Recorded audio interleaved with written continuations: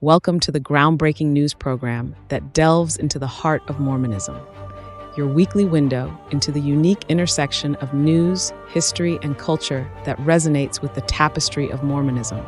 So whether you're tuning in from the heart of Utah or joining us from around the world, your favorite news program starts now, where news meets insight and the stories of our faith unfold. Welcome, everybody, to the Mormon Newscast. This is the Mormon Newscast number 21. It is the 13th of May, 2024. And I am joined by Radio Free Mormon and Rebecca Biblioteca. How are you guys tonight? Really great. Fabulous. I have to say that intro, I now kind of repeat that in my sleep. The tapestry of Mormonism, where the story, it is. It's very soothing. I like it. Yeah, that is your voice, isn't it, Rebecca? It is not my voice whatsoever. It's AI. It is. Because I listen to my voice to go to sleep at night. I'm not surprised. Neither am I. And so do Not half at all. my audience. They tell me about it. There was that one person who said, quit putting that music on so loud at the end because I've just drifted off and all of a sudden the music comes on and I go, whoa, what? Yeah. Wakes them up. You're going to be responsible for at least a few heart attacks that take the lives of listeners. Yes, and bumped heads on low ceilings. Yes. Well, I'm grateful that both of you are with me tonight. John DeLynn will likely join us late. He's got, I believe, a story here at some point as well. Folks, let me put up on the screen here the thumbnail, and then just to share really quick. The thumbnail. Can you put the thumbnail back on there for a second, Bill? Is that Kwaku on there in the bottom right? That's Kwaku down there in the bottom right. I just want to know, when is he going to give his grandmother her pearl necklace back? Yeah. She's going to miss it pretty soon, and then the cops are going to get called, and things are going to go south, I tell you. He's wearing pearl necklaces in a lot of pictures, so... Everyone does it now. And as long as you have pearls to clutch and reasons to clutch them, you've got to wear it. That's right. Maybe it's his birthstone. I don't know. Yeah, it could There we be. go. So on tonight's show, folks, we're going to cover the New York Times recent article on changes that the church made to Mormon missionary attire. The changes were made some time ago, I think in 2018, but the New York Times covered it. We'll share that story. There's the New York Times on top of things as usual. Yeah. They're only like 7 years behind here. So you remember it took them like 2 weeks to catch up on the fact that the church had put up that essay. This is a number of years ago about Joseph Smith practicing polygamy. Mm-hmm. There was dead air after it went up, and everybody's wondering when is the press going to pick up on this? And finally, they did. Yeah, and I think the article was Mormon Church admits Joseph Smith had multiple wives for first time. Yeah. And so we'll cover the McKinney Texas P&Z board decision on the LDS Temple. P&Z.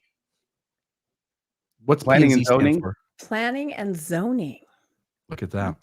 And then we've got lesbian church discipline and a little bit of info on Mormon Mother's Day. So we'll get right to it, folks.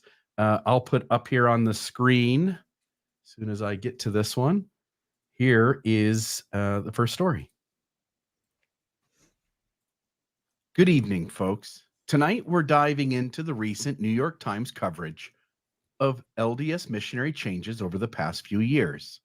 First up, forget the days of knocking on doors with a classic suit and tie. The church is going digital, folks.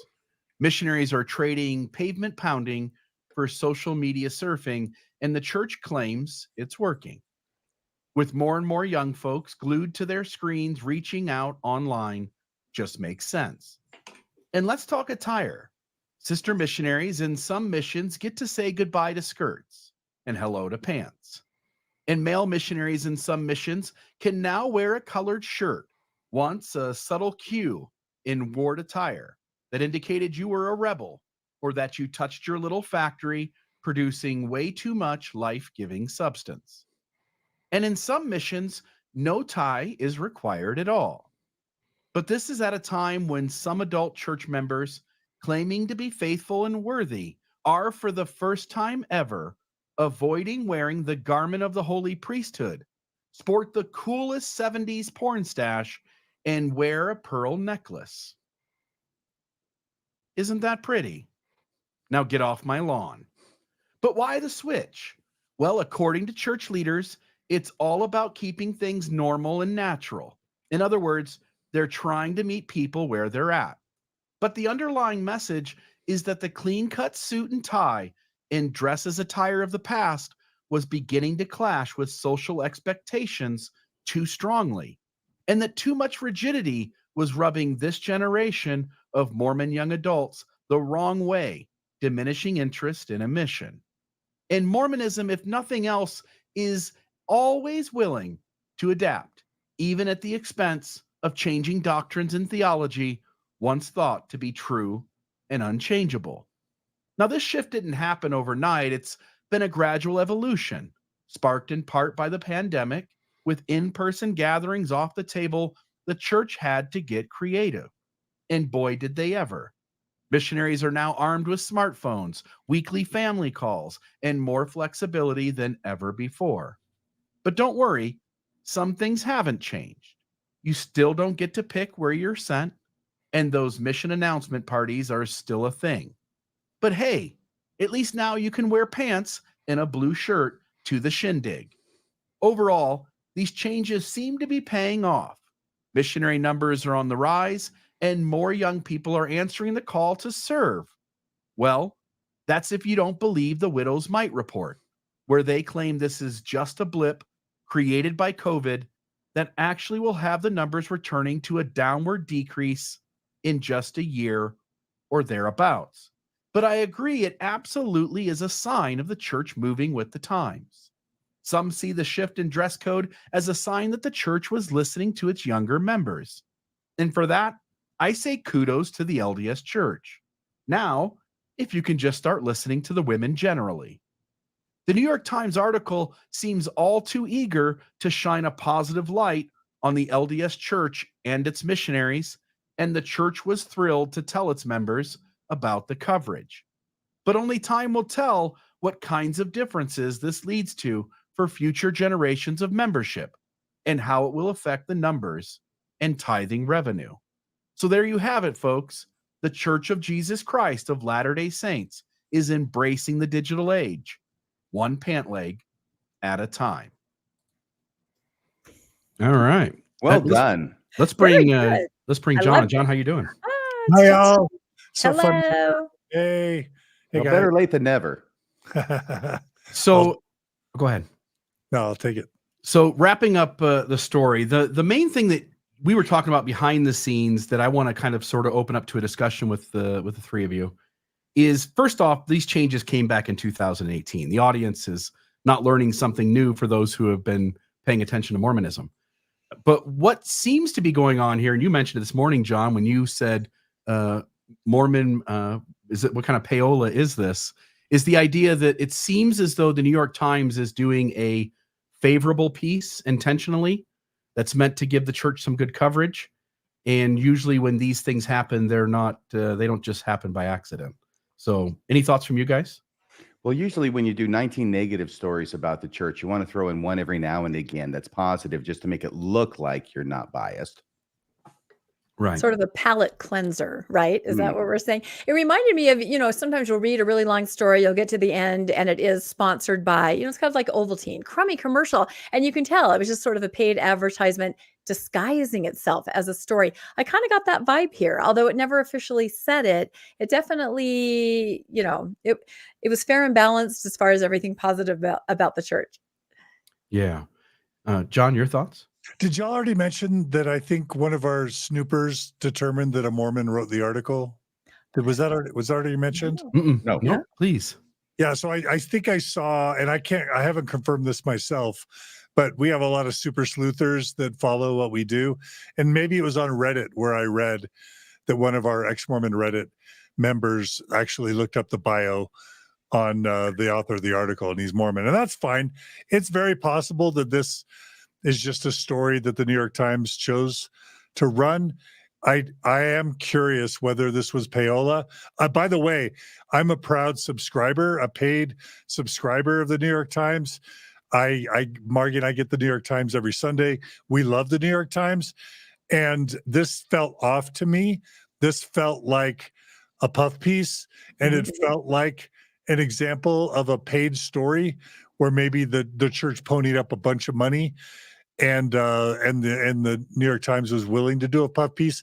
I know that, like with local media, like Channel 4 or Channel 5, when they do those Good Morning Utah profiles where they bring on people as experts to talk about a product, oftentimes those people pay to be on the show.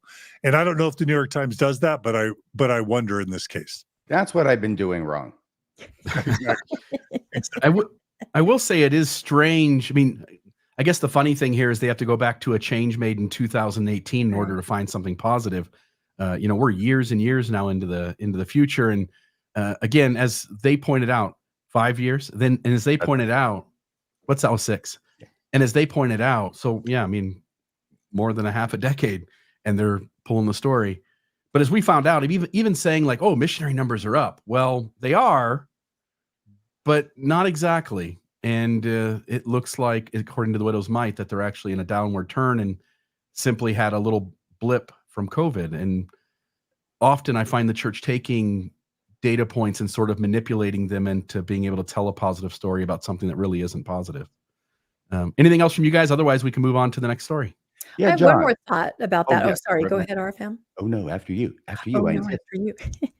No, I just feel, I've been around missionaries recently. I have friends and family and that kind of thing. And it does seem like there's this push for them to blend in a little more, look a little more Christian, if you can say that, you know what I mean? And not so, the uniform. But I will say, and they also use more Christian verbiage, I found, which helps them communicate with people, instead of saying, come meet the bishop, it might be come meet the pastor, things like that. But I will say that men, I think, are able to wear that relaxed attire. Women still, their code kind of sets them apart. They still look not quite like what, regular people who are not missionaries are wearing. So I think it's very male-based as far as being able to relax and wear a short sleeve shirt and no tie.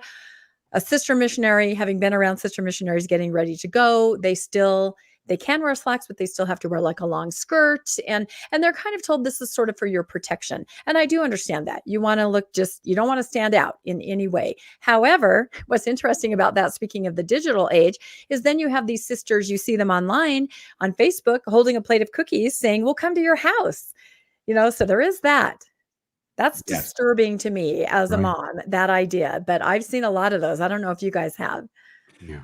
And I suppose that's just because we're aware of it, because I suppose looking back on the whole history of young women being missionaries, we didn't have any problem with them walking around and knocking on complete strangers' doors all day. Yeah. Right. Which could lead to bad things. It could. And once in a while doesn't it? Yeah.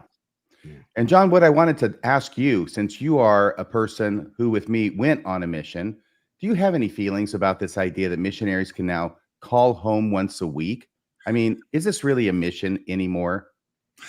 It's one of those things that unless you lived it, you can't understand what it's like to go to a developing country, miss home, and you can only call home on Mother's Day and Christmas when you're sometimes experiencing very extreme and sometimes even dangerous circumstances.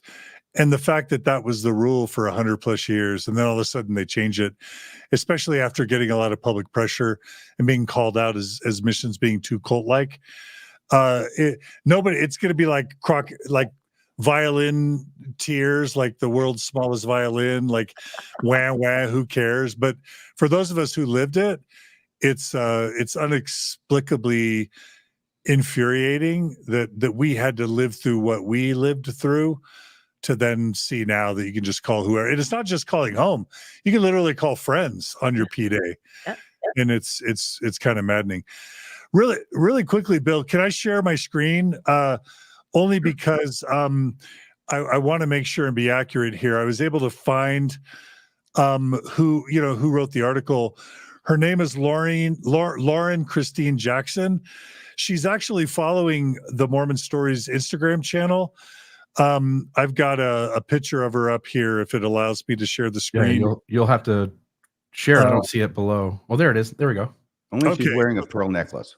This is Lauren Christine Jackson's Instagram page, but more importantly, here's her LinkedIn. And sure enough, it says associate editor at the New York Times, University of Oxford. She didn't even attend BYU, as far as I can tell.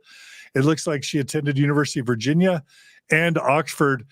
And I don't have any indication that she's Mormon other than that she's following Mormon Stories podcast on her Instagram channel. But she looks like a legit reporter for the New York Times, and I can't confirm that she ever has a Mormon connection. And the truth is, it doesn't necessarily matter. She may be a top-notch journalist that just wanted to cover a story near and dear to her heart, and there's nothing wrong with that. So, Lauren, I respect you. Shout out to you. And if you're able to provide any color, we'd love to hear it. I didn't mean to call it a puff piece. I actually haven't read the article, if I'm just being fully honest. Just what I saw of it didn't seem like a New York Times article to me. Can you not tell by her skin tone whether she's Mormon or not? No. I mean, I understand they have a certain look about the face. Yeah. Does she have the Mormon look? It's like 60% accuracy. She is showing her shoulders in her Instagram profile, and that. Yeah, but Kwaku's wearing a pearl necklace and a mustache and no garments, and he now represents the josephsmith.com URL. So, well, if she's Mormon, she's not showing it on her Instagram profile. Yeah, it appears that if so, not certainly not costly signaling all the Mormon status quo with how we appear, huh? Yeah. Yes, and if I can speak directly to Lauren, and just in case John DeLynn has offended you enough, you're always welcome to come on Mormonism Live. Yeah, we'd love to have you. All right, RFM, I'm going to put yours up on the screen. You'll have control, and you can take us into your story. Happy Mother's Day, everybody. Yesterday, Russell M. Nelson, president of the Church of Jesus Christ of Latter-day Saints, issued a statement about Mother's Day, and this is the entirety of it. It went up yesterday on Mother's Day, 6:30 in the morning, because he's up early. On this Mother's Day, I have reflected about how our Heavenly Father's plan of salvation was entirely dependent upon the heroic actions of two valiant women, Eve, the mother of all living, and Mary, the mother of our Lord Jesus Christ. These heroic actions continue today as women from all walks of life and in every circumstance imaginable give the precious gift of a mortal body to God's beloved sons and daughters. How grateful I am for my own mother, pictured above, who impacted my life for good in more ways than I could ever describe. So instead of trying to describe any of those, I'm going to launch right into all the great things the church is doing for mothers. Because motherhood plays such a vital part in the success of our societies and in the fulfillment of God's plan for his children, the LDS Church continuously collaborates with dedicated leaders and charitable organizations to improve conditions for mothers and children around the world. This is like the part in Seinfeld where it says, enough about me. Tell me what you think of me. Because really, this is all we're going to hear about mothers right now, is how great the church is. Earlier this year, the church participated with a nursing and midwifery development center to open a 36,000 square foot training facility to train nurses and midwives in the Kurdistan region of Iraq. This facility will help women and children survive and thrive. In Memphis, Tennessee, USA, the church has collaborated with the NAACP to create the My Baby for Me initiative, designed to help equip mothers with the knowledge they need to care for their young children and reduce infant mortality rates. So it sounds like very worthwhile causes that the church is involved in, collaborating with to some degree or other. It's not exactly specified how much they're collaborating in this, but they're participating. So those are the two things. I'm going to want to get your thoughts on anything you want to comment on in the story.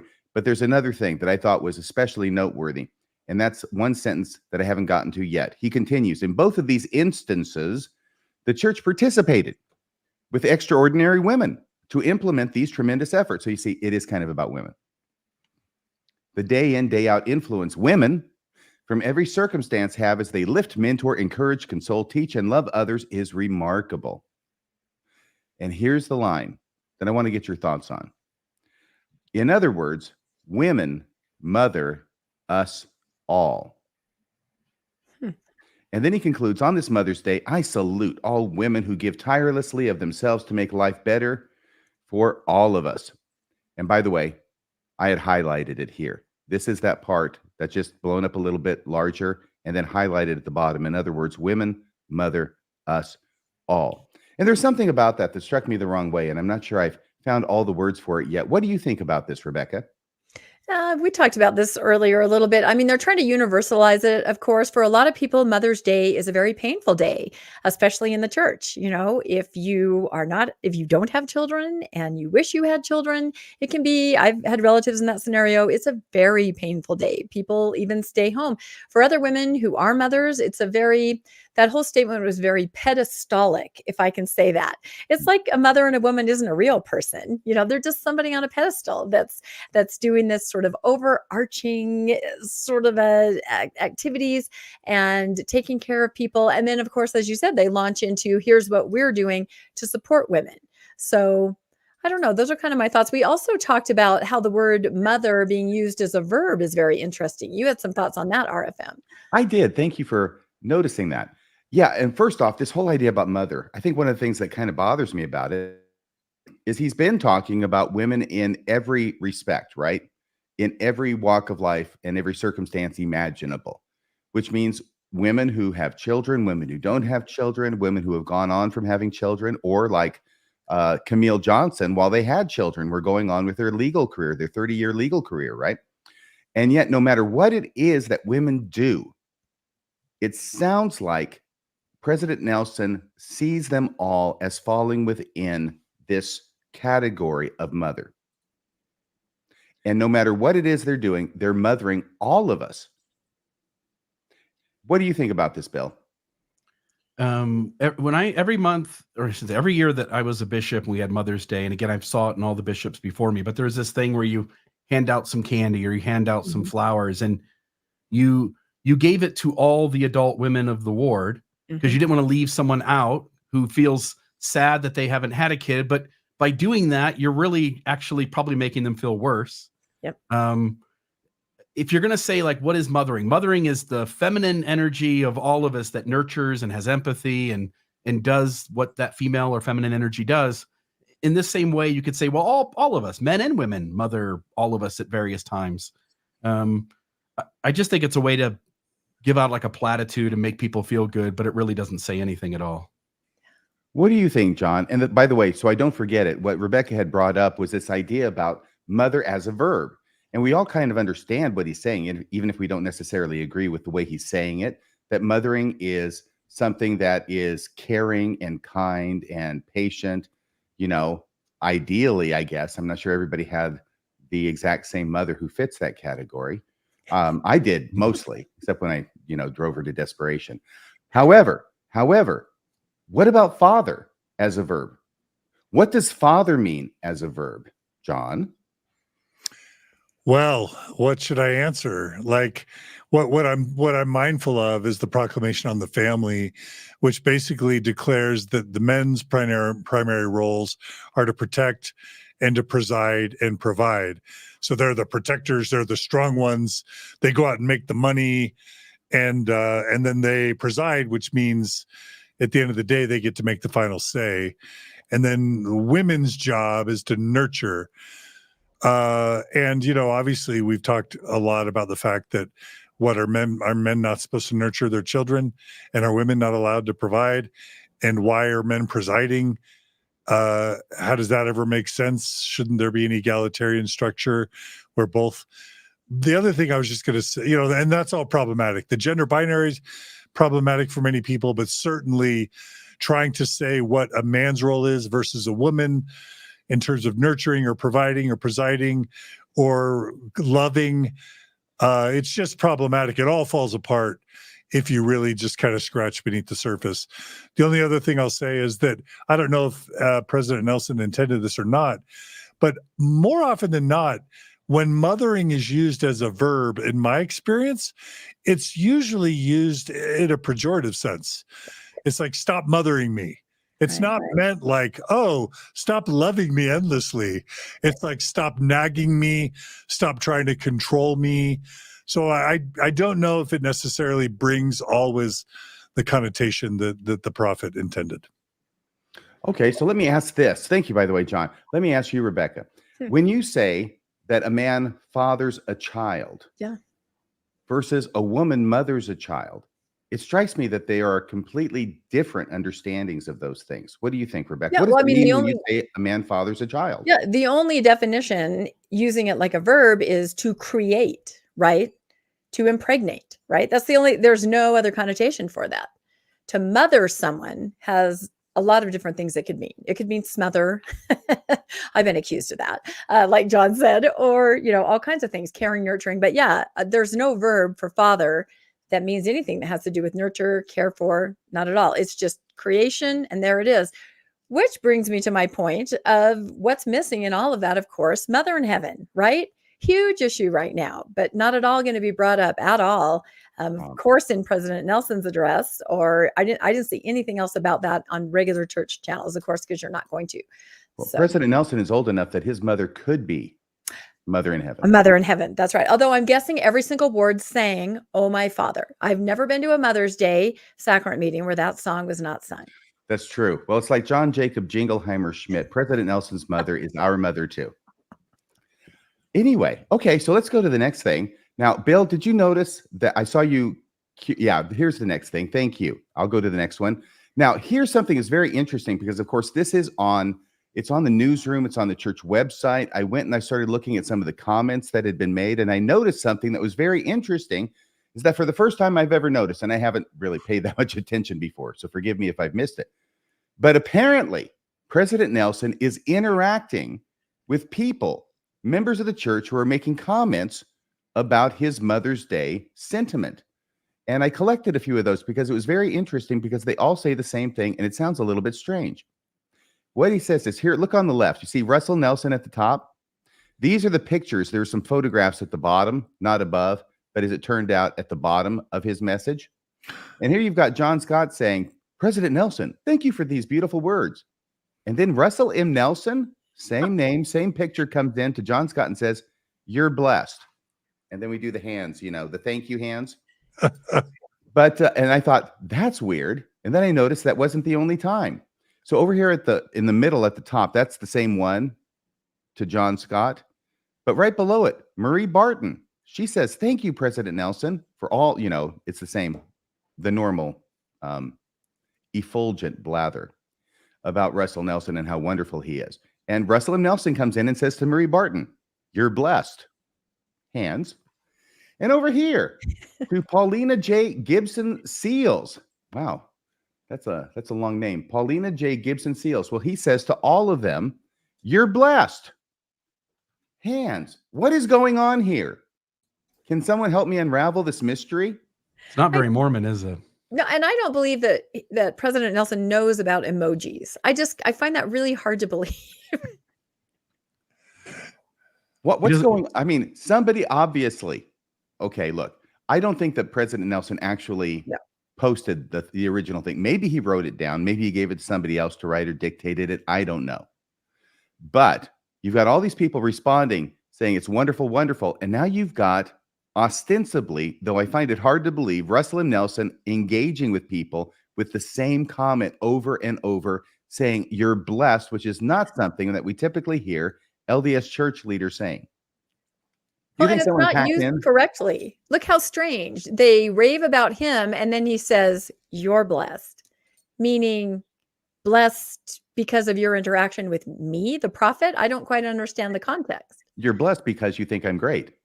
That's what I mean. Is that really what's happening? My other thought is, because of course I cover AI in the church a lot, and there are new guidelines on AI, and they definitely say that you will never not understand that you were dealing with a bot or, some kind of a chat function. So this to me seems like something like that. Either someone is running his social media, although if they were, they might be a little more creative and choose some variations, some different emojis, maybe a muscle or something.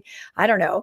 So this seems like perhaps a bot to me, but we've been told absolutely we will know in our church interactions if we are dealing with something that's AI. So it is a little confusing. Yeah, maybe Aaron Sharanian finally found something he could do. Yeah, he's back to saying you're blessed. By the way, I forgot, that's not all of them. And these are just the ones I found. Here's several more, okay? And it's the same thing. On the left, you'll see Russell Nelson saying, you're blessed. In the middle, you're blessed. On the right, you're blessed. Everybody's getting blessed by President Nelson except for me. Is he trying to pretend he's the Pope or something? That's what I was thinking. Just going around and giving blessings? Yeah. It's not a very Mormon thing. This doesn't. This is out of the ordinary for anything I've seen in all my time in Mormonism. Yep, and this is not a very Mormon emoji. You don't see that a lot. No. So I've got to say, out there in the audience, if anybody has any ideas as to what's going on, go ahead and put that in the comments. Or we don't have a call-in feature at the end of the show, do we? We need So you to can't add call in, but put it in the live chat if you would, if you know anything about this, because something's up. That's all I can say. Something's up. Anyway, after having revealed that, I wanted to go back to President Camille Johnson's address at the BYU Women's Conference. Can I just say one thing? Sorry. Yeah, please go ahead, John. I'll just say my 89-year-old mom, who just turned 89 yesterday on Mother's Day. Oh, yeah. She does include emojis. So she's not 99, but she's 89, and occasionally she'll throw an emoji in. So who knows? Maybe the God's one true prophet on the earth has learned emojis. I mean, it's possible. Stranger things have happened. Indeed. I take it back. If your mom can do it, then it can be done. I thought you were going to confess it was you who'd hacked into the system, John. President Camille Johnson. Oh, yeah. So here's the thing. This address, this is the one that's got women, the latest thing now that's been said by LDS women's leadership. Thank you so much, Landon. That has gotten a lot of LDS women kind of upset. But this address was delivered Friday, May 3rd, 2024. I did an episode about it just because there was a newspaper article about it that came out talking about women and their responses to this. By the way, the whole thing about this, if you don't know, is that Camille Johnson came up in BYU Women's Conference and as the general president of the Relief Society told all the women in the church that she has followed the prophets ever since she was a young person and done everything she was supposed to do that the prophets told her to do, including having a 30-year career as a corporate lawyer. That's why it's causing problems, okay? So she said that a number of times. We did a women's panel discussion on the Saturday, May 11th, 2024. I think it's the best panel discussion I've ever done, or been part of, I should say, because it was actually the 4 women, Rebecca being one of them, who did a sensational job talking about this. But I'm saying this to tell you this, is that I had 6 clips from Camille Johnson's talk for the women's panel to talk about. And I had meant to have an additional clip, but I somehow didn't include it. And I went back and I found it today. If you've watched that panel discussion, this is the clip where Camille Johnson says something about her financial security. She actually says she doesn't even have financial security even now because she's so, I guess, desirous to relate to the other women, that she says she doesn't have financial security even now. And it was at this point in the talk, and the only point in her 34-minute talk, where there was an audible reaction from the women assembled. And what I had put it like this, I said, why did the women laugh? Now, looking back at this, I'm not sure it's a laugh. It's almost like something is said that's extraordinary, and there's all this murmuring or talking amongst the crowd, right? And I'm going to play that clip now that I found it, and I'm going to ask all 3 of you, starting with Rebecca, what it is your thoughts are about this, and why did this comment about Camille Johnson saying that she still didn't have financial security even after a 30-year career in corporate law cause this reaction among the women? And here it is. And I think I can push play, or no, only Bill can. Here we go. That in keeping the covenants we have made, we open the line of communication. What could I do with more faith in Jesus Christ and the capacity enhancing strength and power that comes with covenant keeping? I could accept the next call from President Nelson to serve as the Relief Society General President. Sisters, what if I had stuck with my comfortable narrative?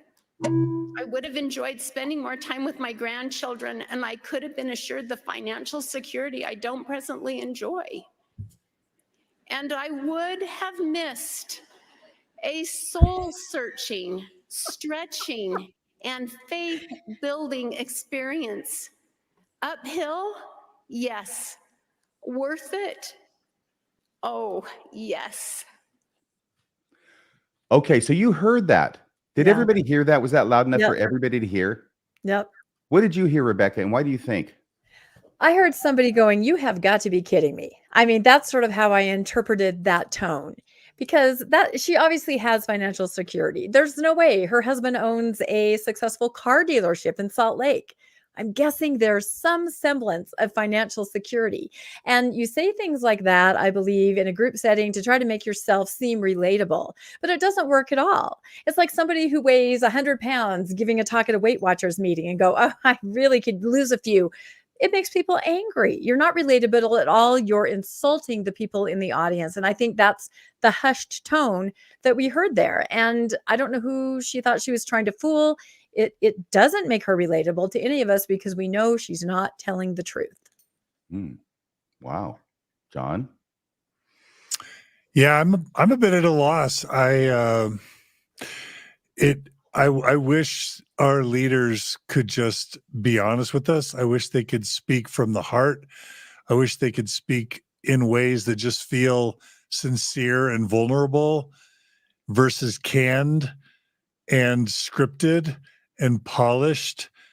That sounds like something a scriptwriter or a PR person would say, but I'm not feeling emotionally connected to her. I'm not feeling like she's really getting real with us. It feels, unfortunately, kind of corporate and polished. Bill, was this something that reminded you, as it did me, of, I think it was Bonnie Cordon with Jeffrey Holland in that broadcast from Yeah, it's the Africa same or thing. something? Do you remember Yeah. what she said? Bonnie Cordon said? It was Elder Holland making a point that Bonnie and her husband didn't start off with very much money at the beginning of their marriage. They were pretty poor. Meanwhile, they are two of the wealthiest people in the church, for that matter. When I heard this, it made me think of the episode we did where we talked about indiscernible from a fraud, because what the church does generally on tons of issues is it goes quiet for a season and then suddenly comes out and lets you know that something drastically has changed from where it was 20 years ago. And you go back 20 years in the status of women and what they're expected to, and all of a sudden something's shifted, and it probably shifted a decade ago. But now the church finally feels safe to sort of have people stand out front and start saying the things that have changed. Sort of like 1978, and McConkie comes out and gives this sort of like, forget everything we've ever said, not an apology, but forget everything we've ever said. And then in 2013, the race essay comes out and says, these are racist theories, not doctrines. We've disavowed them. And the entire church had to go, whoa, when did that happen? And I think you're seeing that right now, sort of on the story we covered with Charlie Bird a couple months ago. You're seeing that with this story here. Things are changing in the church. They probably changed some time ago. And the church, some of its members and leaders are just now beginning to sort of get the message out front of the public. And I can't help but think that most Latter-day Saints deep down are experiencing a lot of cognitive dissonance, sort of like maybe that crowd did as they made that collective noise. Yeah, I think that what's going on is probably pretty obvious, which is that they know that what they are encouraging women to do is very likely to put them in a place of economic insecurity. Get married young, start having kids as soon as possible. Don't get your career lined up. Don't make sure that you have enough money coming in to have kids, because that's Satan's plan. God wants you to have kids when you can't afford them. So that's necessarily going to put a lot of people in economic distress. And so in order to relate or feel like I'm being relatable to them, even though I'm the president of the Relief Society, which really is neither here nor there, but I'm in a position where, no, I don't have to worry about finances because I had a 30-year career in law, and my husband has a successful car dealership, and that's wonderful. But almost the need to say, oh, well, like Bonnie Cordon said, oh, we still don't have enough money. And Camille Johnson just said, I'm still not financially secure. And I feel like they feel they need to say that to be relatable. But on the other hand, most women can see that a mile off as a $3 bill. I think there were a lot of things said under their breath at this conference. If I could read just really quickly this text I got, and I got a lot of text, I think because of my participation in your panel, RFM, from a lot of women saying, oh, I heard this or I felt this way about it. And so it's been really interesting since I did the panel and it aired to kind of field and go through these texts. But this one I thought was really interesting. It said, I just got off the phone with my mom. I have the scoop on the BYU Women's Conference. This is where Camille spoke. My mom and my sisters volunteered at it. The church charged $150 per ticket. They charged the same if you only viewed the conference via Zoom. They didn't include lunch. My mom said the women were visibly upset about Camille Johnson's talk. Also, at the food selling options like Costa Vida, food was expensive, $5 for a soda. People were not happy about the cost. She overheard a lot of $250 billion in the stock market and making money off all of this. Isn't that interesting? I thought that was fascinating. That's People very are not happy. fascinating. It brings it home to you about Moroni Day too, remember? Exactly. Yeah. I should have Brief tried to go recap to for this. the audience. I might have been removed. Yeah, well, regardless of whether you were on again, off again, as far as whether you could go, you still had to pay $250, wasn't it? Yeah, it was To two, and go- this was 150, even if you're in your living room, in your pajamas, zooming in to hear Sister Johnson give her address about how she doesn't have any money. Now you don't have any money either because you just paid $150. So we all have something in common. It's a level playing field. That's the bottom line. Giving church broke an entirely new meaning. I'm sorry, Bill. No, I just wanted to add, like, if she says that she has doubt about her own financial safety and security, what that probably means is that every family in the church just about has that financial. In other words, you've claimed something that almost certainly you probably don't have a right to claim in comparison to all the real people who are struggling to meet their day-to-day responsibilities. It's sort of just tone deaf. Again, one more time where the church seems to be tone deaf. It reminds me of a saying by Marcus Aurelius, I think it was, when he said, "Don't let people hear you complain when you live in a palace." Yeah. All right. So what's the next story, Bill? All right. Let's see here. So we've got the McKinney, Texas story. So Rebecca, take us there. Have the McKinney, Texas story. Here we go again. Let's see. Do I have control of my slides? I don't You think do. I do. Do I? You have absolute power. I don't think I do. I don't see my little buttons. I didn't do that. Okay, I'm doing that. I'll do it Dang for you, it. but you should have access. Wow. That's too bad because yeah, I have a whole bunch of slides. Dang it. I really don't. Darn it. Just not to interrupt the show, but in the future, I think it may be a matter of being logged in to the Mormonish account using Yeah. StreamYard. I'm logged in. Yeah. Okay. Okay. All right. I'm sorry. I'm going to have to say Sorry. next slide. I'm so sorry. That'll be really annoying. Okay. We are going to talk about the McKinney, Texas temple. There are several temples that on Mormonish we follow, all in different stages of the church trying to build something there that does not fit in with the planning or the zoning or any of the regulations of a city. So if we can go to our next slide. Just very generally, this was announced in 2nd of October, 2022. It's 43,000 square feet and 213 feet high. Very hard to picture how big that is, but we'll get into that as we go on. Let's go to our next slide. So the first thing that the residents heard, and I have gone over this before, so this part will be brief, and then we'll get to the good stuff. The first thing that the first awareness the residents had was a letter that arrived in their mailbox, and it said, "Hi, we're building a temple right here in your neighborhood. It's 2 stories, and it meets all of city regulations." So the residents were like, okay, that's interesting. It did say it was 43,000 square feet. Some of the residents I talked to thought, well, that's, what kind of building is that? That's kind of interesting. 2 stories and 43,000 square feet. But nothing really raised alarm until they started to see the plans that were being presented to the Planning and Zoning Board and made available for people to look at. And then they started to realize, oh my gosh, this is something else. What is this? Let's go to our next slide.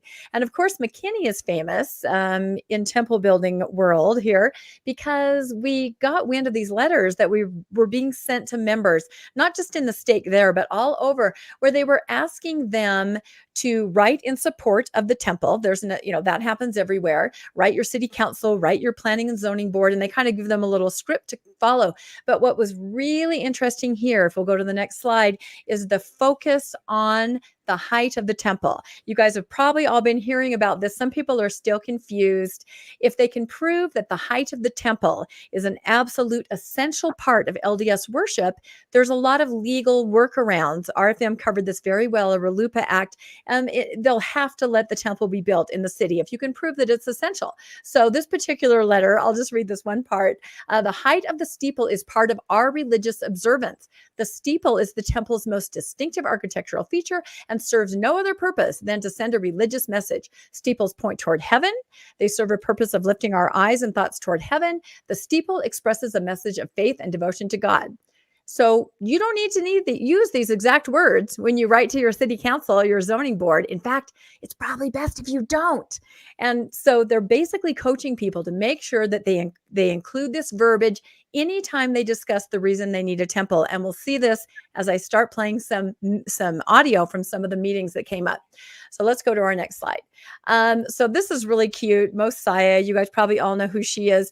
You're probably familiar with the family proclamation to the world. She made something called the steeple proclamation to the world. I just thought this was so cute. If this is our main tenet of our faith, now it starts out, I won't read the whole thing, but she says, we, the esteemed leaders of the Church of Jesus Christ, blah, blah, blah, with a twinkle in our eye, a wiggle out of our ears, and a bloating gas in our hearts, proclaim that the sacred and towering significance of the temple steeple. And it kind of goes on. It's really cute if you want to pause and read it. So again, members are being instructed and told that this steeple is the most important part of their religion. And unbelievably, when you watch some of the footage on the news of the members addressing the Planning and Zoning Board, they are visibly crying about the height of the steeple.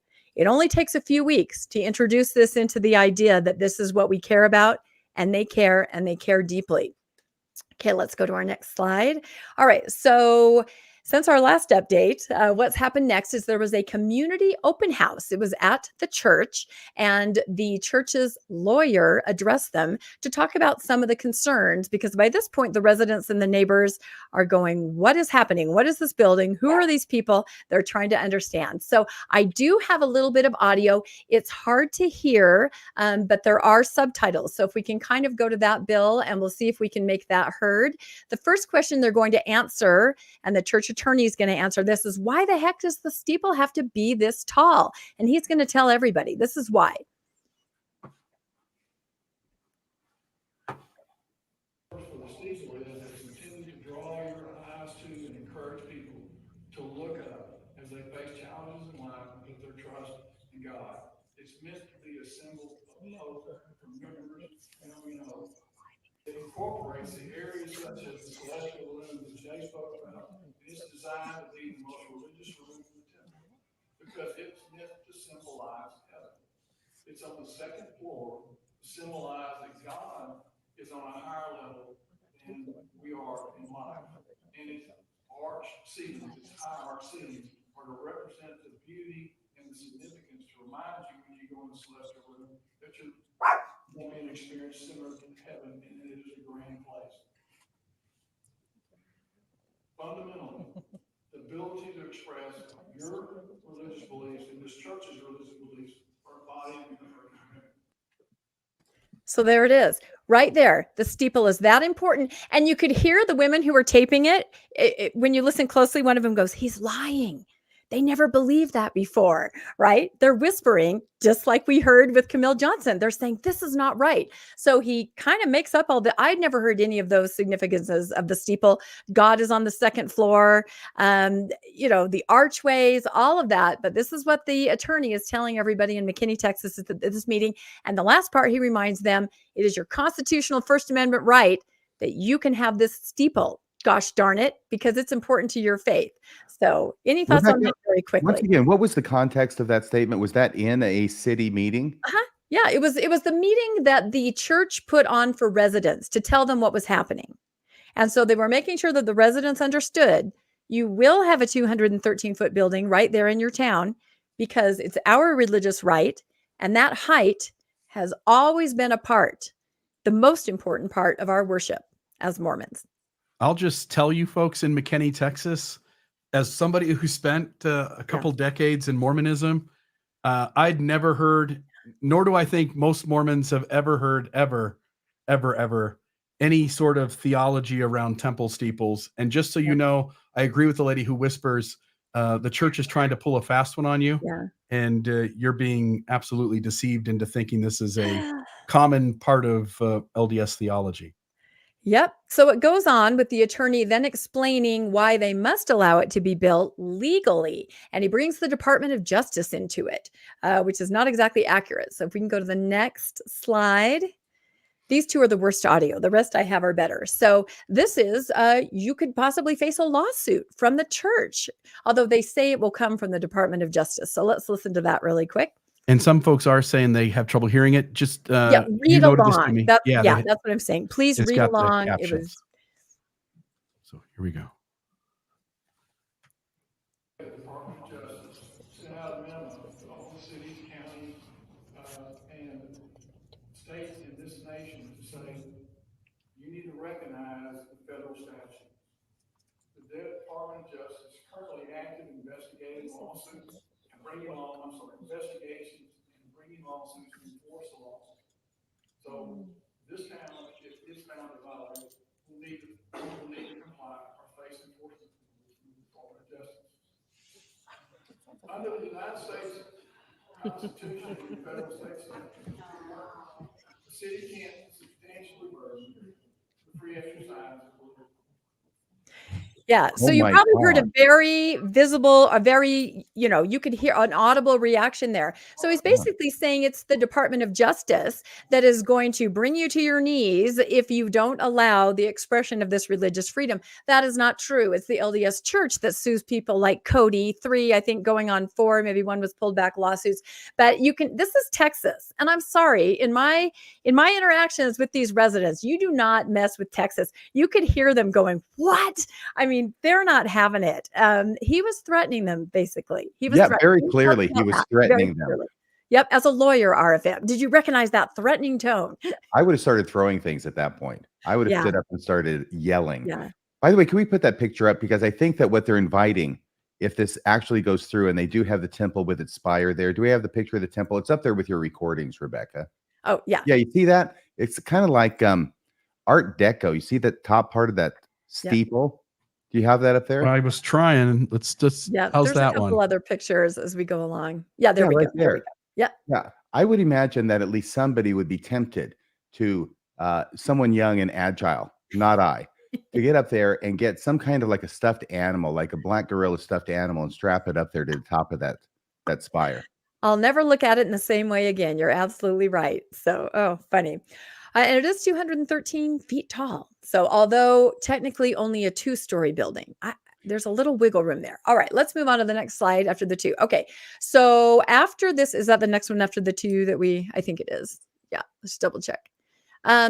We also learned that the residents were involved in a fast. If you go back 1, the stake sent out a letter saying, we're going to fast this Sunday. We're going to fast. The hearts will be softened so that this temple can be allowed. So they had this wonderful fast. These are just updates about McKinney. The residents, of course, knew nothing about this happening, but they had stake-wide, temple district-wide fast for the temple. So let's go. Hey, Rebecca, will you click on the screen where the slide is? And I think then it will show up. Yeah, I've been trying to. I'm so sorry. Isn't that mine weird? was blank too, and then I had to click the screen and then it showed up. Sorry no, it's not. Okay. So the next thing what happened, and this is where we're really going to dive in here, is the Fairview City Planning and Zoning Board meeting happened on May 9th. Now, this is when it's open to public comment. So you have residents and neighbors that are there in the neighborhood where this temple is going to be built. And then you have members from all over in the temple district coming to talk about the temple. And I kind of prepped the residents that I work with because I've seen this in Heber. I've seen this in Cody. I know how this goes. The residents will come prepared with knowledge of zoning codes, laws, planning, master plan of the city. The LDS people will show up because they've been told to, and they will basically, talk about how important the temple is to them and their faith.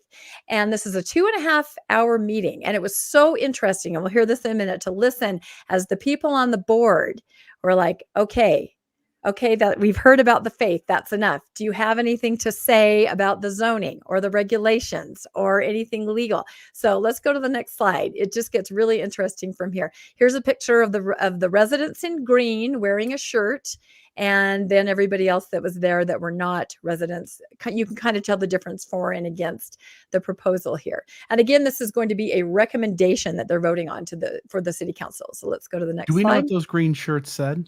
We do. I've got a slide. There you go. So I taught the residents a very important phrase from an article of faith, and you can probably see it right there.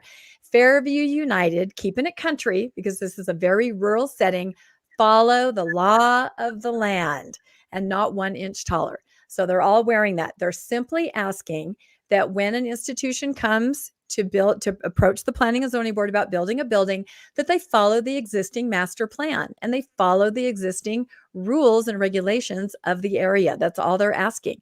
They're more than happy to have a temple built in their city. They welcome it. They love their LDS neighbors, but please don't try to be disrespectful and put something like this in an area where it 100% doesn't belong.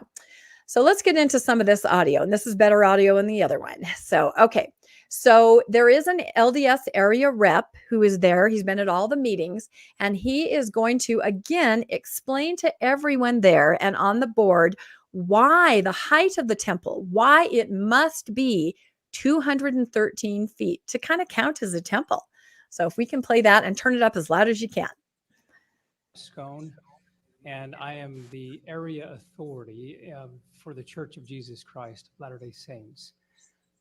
There are temple heights and steeple heights of variety of sizes, but each temple undergoes an incredible intensive process of planning stages. And in this case, it is by the leadership of the church, the upper leadership of the church determined that this would be the size of this steeple. And so that's why it's been designated at its current height. Everything reaches towards heaven. It is all looking towards God. It is all looking towards Jesus Christ. It is all pointing us heavenward. And so that's the symbolic nature of the steeple, although there are a variety of heights of steeples. So, for example, the Dallas Temple, do you know how high its steeple is? I do not know how high. 95 feet. 95 feet. That's one of the residents. They know everything. This temple comparable to the Dallas Temple?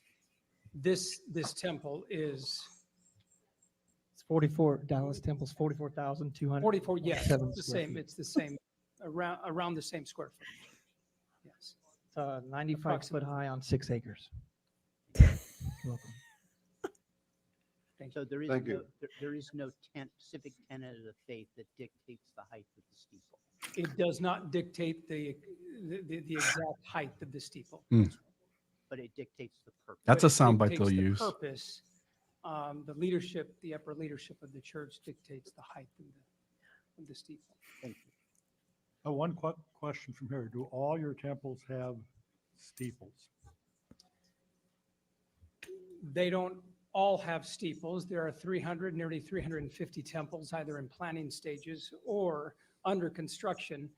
Some have domes, but they all have this semblance of pointing heavenward, and they're all quite high. But I couldn't tell you what the size and the average is of the steeples throughout the world Dennis, of those temples. Mesa, Arizona Temple has no spire. It's 53 feet tall, 75,000 square feet. Okay, I'm going to ask that the commissioners. Okay. Yeah. So it kind of went on like this. Yeah, it kind of went on like this. And the Planning and Zoning Board is really trying to find out, is this an essential part of your faith? Is it? And you could hear the rep kind of wiggling around, trying to say it points towards heaven. It has a semblance. What do you guys think about that explanation? Go ahead, Arfa. Well, he was obviously caught flat-footed. He wasn't expecting any follow-up questions because then he really was in trouble. By the way, is this the same guy who's was the anchor, the news anchor? Yes, this is what's so surprising to me. This man is a news anchor. And yet I feel in this situation, and we'll hear him later on, he's sort of out of his depth and struggling for words because I believe It might be cognitive dissonance. It's very hard to try to explain something that you've just been told is important a few weeks prior, and you're not exactly sure how to get that across. Any other thoughts? At that point, he was floundering so much. I expected him to say, "This is Ted Baxter signing off and saying good night and good news." I'm sorry, Yep. John. Go ahead. What was You his got name? going, John? What was his name? Ted Baxter. No, the area authority. The actual, I redacted it. I don't know. I always feel bad about telling anybody, but is he's it the Gifford- Southwest area rep. Anyone can look it up. Is it Gifford Nielsen? No. Okay. All right. No, it's not. So, okay. So the Planning and Zoning Board is just trying to understand what's happening. And as I said, LDS member after LDS member is coming forward. They're very, very emotional about the height of the temple and the temple. There's one young man who actually ends his address to the Planning and Zoning Board with, "In the name of Jesus Christ, amen." I mean, I've listened to the whole meeting there. And then you have the residents, like you heard there, it's 43,000. It's 95. They know every stat. They know every planning and zoning regulation. They know it all. They prep very well. So let's go to the next slide. These only get better, believe me. Okay. Here's where it gets really interesting. And as I've said, there's been LDS member after LDS member getting up and just talking about how important the height of the temple is. Very emotional. So now we come to this woman. Before we play it, can I just ask you, RFM, as a lawyer, in that previous soundbite, you have an official for the church saying that it doesn't really matter what the height of the temple steeple is, that the leadership of the church for each specific temple picks the steeple height. Mm-hmm. And I have to imagine that the first line of "it doesn't matter what the temple steeple height is" would be admissible in court as evidence that the temple steeple height doesn't matter to the church. And then it doesn't matter also what the leaders say that temple's height would be, I would think, because you still have to stay within the law. You can't just go, I know Texas has a height of 37 feet, but we decided in a closed room that we prayed about it and we're going to have a 300-foot temple steeple, even though temple steeple heights don't matter. Yeah. I think that's the key part. Yep. Because as far as faithful Latter-day Saints go, as soon as the leadership says it's supposed to have a spire and it's supposed to be this high, then that is the word of the Lord coming down to them. And therefore, it must be defended at all costs. And therefore, because the prophet says, or at least his lackeys say that it has to be this high, therefore, we've got to get behind it and try and push it through, even if we have to make up stories about what it signifies and how important it is to us. And what you heard there was Ted Baxter getting caught flat-footed by questions being asked. Well, don't you have temples that don't have steeples? Well, we have 300 of them, so maybe a few don't. But what about the Mesa, Arizona temple? Yeah, doesn't it just have a dome? Yeah, well, it's still kind of pointing toward heaven, just sort of the in semblance, just sort of this round, this round sort of way that sort of points toward heaven. Well, and you really did hit on it. Basically, what they're saying is anytime the leadership said, "This is it, this is the place," you can't go back. However, interestingly, this temple was originally announced as the Prosper Temple. Very unfortunate name, of course, given $250 billion. But in the town of Prosper, where it was going to be built, the town used eminent domain and it put a road right through the property. So the temple was moved to Fairview, although it's called the McKinney Temple. And as I understand it, Fairview and McKinney, it's a little dicey perhaps. And so some of the residents were asking, why is this called the McKinney Temple and you're putting it in Fairview? And the area rep even made the claim, I bet we can get it changed. I bet we can change it to Fairview. I mean, he was backpedaling and spitballing the entire time. So we'll have to share this in the link on our new Facebook page, the Newscast. I'll put the link to the audio of the entire meeting there and you guys can dive in and dissect it. There are quite a few sound bites, but this next clip is pretty representative of the tone and you'll hear the reaction as we go along. Here's another LDS woman who is in favor of the temple. My family moved here in 1986. I had the wonderful blessing of going to Lovejoy. I have been here all night. I recognize the discussion is about the height of the spire. And I want to talk about that. As I've listened to both sides discuss this, I feel like the gap is in an understanding of our belief. And I'm not asking anyone here to believe what I would like to help give context to you about, but it may perhaps impart some understanding about why we are here and why we do support the CUP as it has been submitted, including the High Spire. We believe that there is a prophet of God who lives on the earth. His name is President Nelson.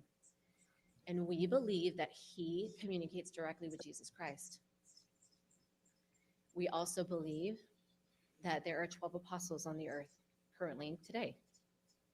And they work with President Nelson to further their work of Jesus Christ. There are a ton of denominations, and we believe Jesus Christ and Heavenly Father love all people equally, agnostic to whether they're religiously minded or not. In this specific instance, the temple designs and the creation and location and the height and all of that, we believe comes through a specific conduit of hierarchy that leads back to Jesus Christ. So we are not interested, I will speak for myself, I am not interested in bullying the city of Fairview into having the height of spire as it has been submitted. But it is representative of our faith. And when we're asked, well, is this doctrine related or not? If we take a step back and you can understand what we believe is the order of communication from Jesus Christ to our prophet, to the 12 apostles, down to execution to those of us members of the church who do reside in Fairview, we are being asked to choose between being neighborly or following Jesus Christ. And that's where it comes. I'm explaining. It's okay. All right, You don't have to agree. Ask you, I'm explaining my personal view. I understand that it's not an issue for for planning and zoning. So The height again, of the spire is. you either support or you oppose. The height of the spire is. And so I'm trying to help close the gap. You've made that statement, as have a number of people previously, and I've asked repeatedly that we not repeat the same thing over and over again. So we understand that in your faith, you believe that the height of the spire is important. We understand that. We've understood that for a number of people who have spoken.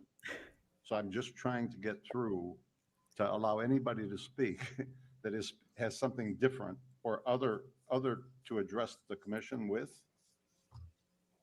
So I understand. I believed that my context might help close the gap, but I appreciate your time. Thank you. thank you. Yeah, that helped a lot. I got to tell you, I mean, how many people other than Mormons Name, address. think that there's going to be a difficulty choosing between following Jesus and being neighborly? Well, it does remind me of the Neil A. Anderson talk on integrity from conference, where he said as much. Personal integrity means following your church leaders, and that sometimes means not following the second commandment, which is to love one another. So they are sort of redefining it. But what did you guys think about that? You could hear audibly in the room, the people are just sweet. And this was just one of many like this, but this was the most extreme, where she said, it's either the temple or you're stopping us from following Jesus. I thought there was something in the New Testament about this. Maybe my memory is hazy. I thought somebody asked Jesus once, who is my neighbor? And then he gave this whole parable. Yeah. I can't remember it. It wasn't even a famous parable at all. Nobody ever talks about it. What was it? Well, I love what you said, RFM. You said when you were helping me prep for being on 21st Century Saints about this talk, you said people forget the first commandment, love God, and the second commandment, love your neighbor. You follow the first commandment by what you do as far as the second commandment. That's how you do it. They work together. So this is just, it's very difficult to listen to this because I actually do have a lot of empathy for the LDS members. A few weeks ago, they didn't know that they cared everything about the height of the steeple and they would have to defend this to death. Part of me thinks, is the church putting them in this position to create a persecution complex, to get them more invested in the church and the temple? I don't know. I can't imagine why any organization would put their members in this position, pitting them neighbor against neighbor. And I've seen this in all Cody and Heber, where these cities farther along in the process are completely at odds. They are so fractured. It's really sad. I feel sorry for the members and the residents and everyone.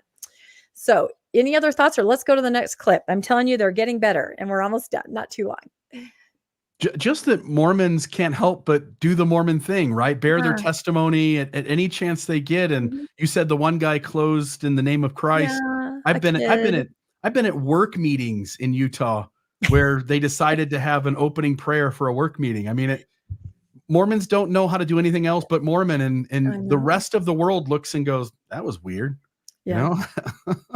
Yeah, well, and that's why I follow temples. And a lot of people have said this. This really is a Mormon microcosm. You really just see a lot. The curtain is pulled back on everything, the treatment of the members, the tactics, all of it. So let's go to our next one. Let's see. So the height of the steeple. I decided to just go grab the pictures. Let's see. We've got the Paris, France.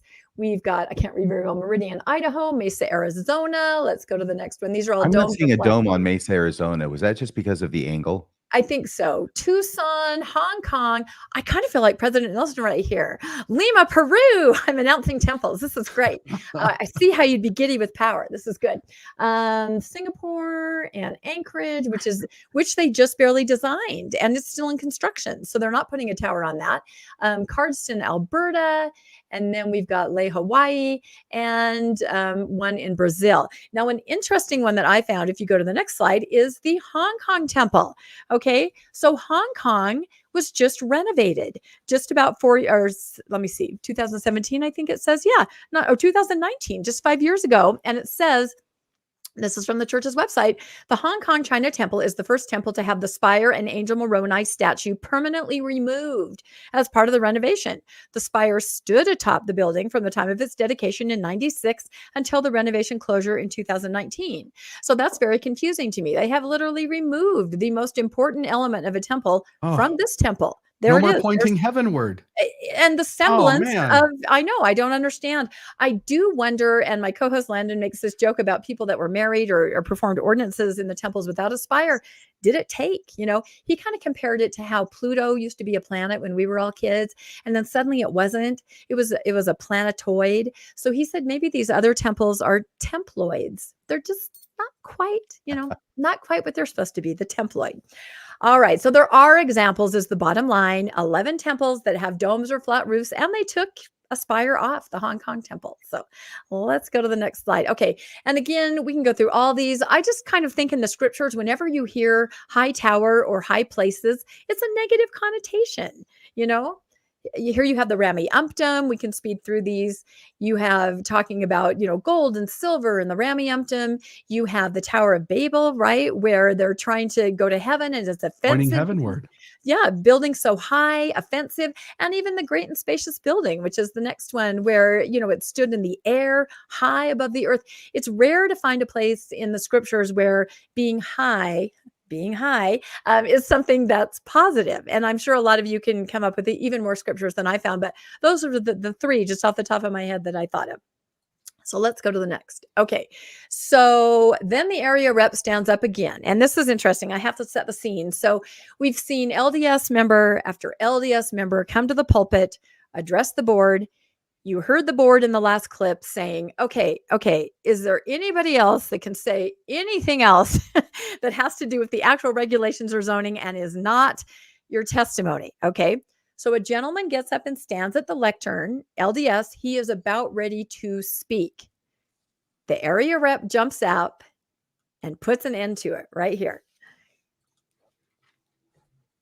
As the area authority, I'm going to ask that I think you've heard enough comments from members of the Church of Jesus Christ of Latter-day Saints. So if there are any others, I'm going to have you sit down, if that would be okay. Thank you. Because I think he literally told the person to sit back down who was trying to comment in a civic meeting. All of you here, your friends, I listened to you. I've learned a lot today. My eyes have been opened. I appreciate the man who has served our country. Thank you. Where are you? Thank you. Yes. I know you're right behind the temple. We want to be a good neighbor. We've made concessions at many, many points, and we would continue to probably make more concessions. And we want to be able to be a good neighbor. Regarding the environment, we look at very, very closely to everything regarding the environment. all the animals and all of the nature. We have incredible beauty around the temple as well. We want to be able to be as workable as possible in this.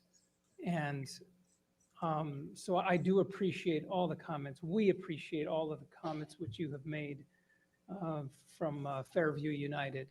I am not a resident of Fairview. I have been a Texas resident for 25 years, but and I'm grateful for the opportunity which you've given for us to speak about this.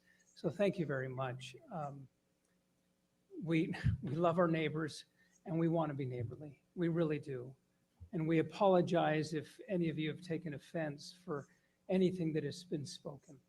It comes from the bottom of our heart, and truly, we just want to be someone who is to be able to be loving and kind and compassionate and working together. And that's the end goal for all of us. Thank you. Thank you. No, it's not. And he goes on. The end part is they ask him questions and he won't answer questions. That was kind of the point of that one. So again, they're just trying to be, I heard that phrase, bottom of your heart, quite a bit. So anyway, they're trying to, they're just trying to make inroads. They're trying to not appear to be about to say, I'm going to sue you guys if you don't let me do what I'm going to do. So let's go to this next clip. This is the one. Get a box of Kleenex here. You're going to need it for this one. Okay, so this clip, it's an active member and he's very nervous. Oh, you can yes. tell him, his voice is trembling. I do know behind the scenes that his mom in Utah knew he was going to do this and she flew out to be there with him. So he gets up and stands up with his lovely little wife and they're active members and they're going to talk to the planning board right here. And my wife were members of the Church of Jesus Christ of Latter-day Saints, and we like to speak in opposition to the point about the height of the steeple of the temple. And particularly, I'd like to address directly, in a way that hasn't been done tonight, the question of whether there are any doctrinal grounds, any doctrinal basis or tenets in our worship for the height of the steeple, and there are not. Thank you. And I don't like the way I felt to hear an area authority of the church tonight dodge that question by my perception. I've worshiped in Latter-day Saint temples for well over a decade, and there are essential rites and ordinances that take place in that building, but the steeple is not related to those. Thank you. There it is. Yeah. Yep. The cheering goes on and on. I mean, can you even imagine how brave he was to be able to do that? And he says his name. I redacted it, of course, and he said it. So you do have some people that are just saying, I can't say this. I know I'm supposed to say it, but I can't. I can't talk about the steeple.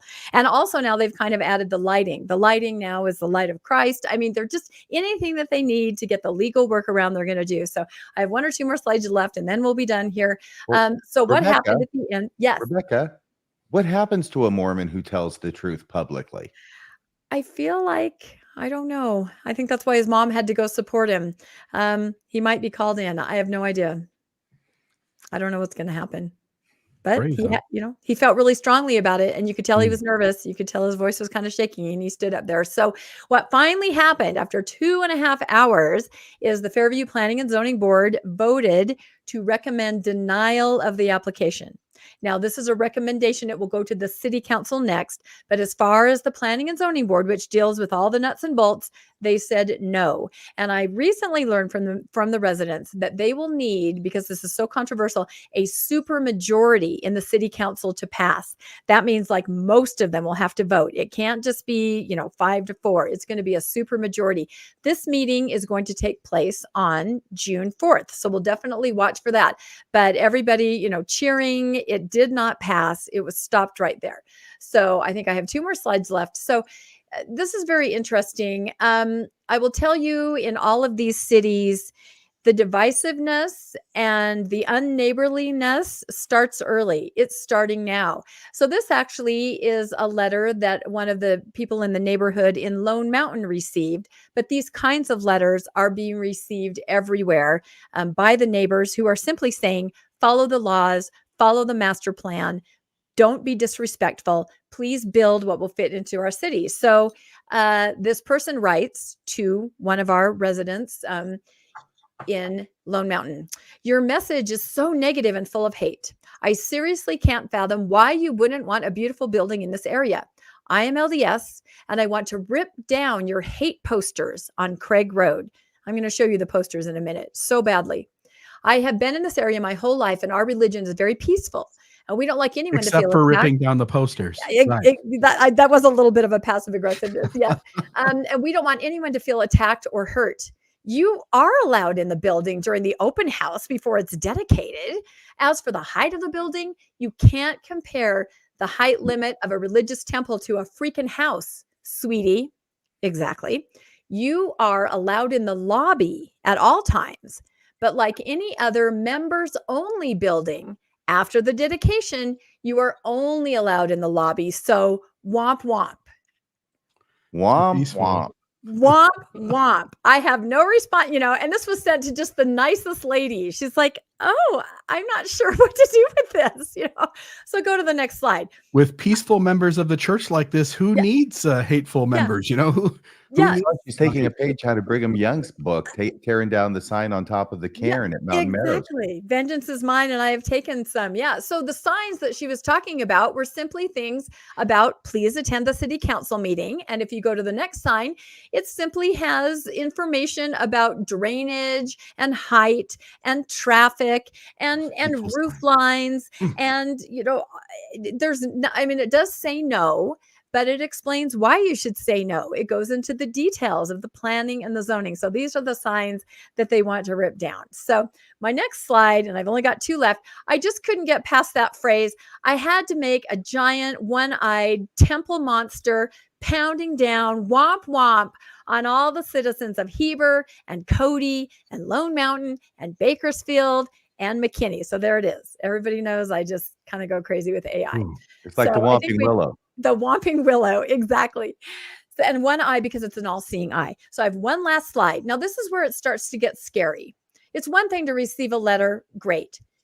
This, what I'm about to share with you, has happened in Heber. It has happened in Cody. It is now starting to happen in Lone Mountain. So this is someone that's going after someone professionally and going after their business.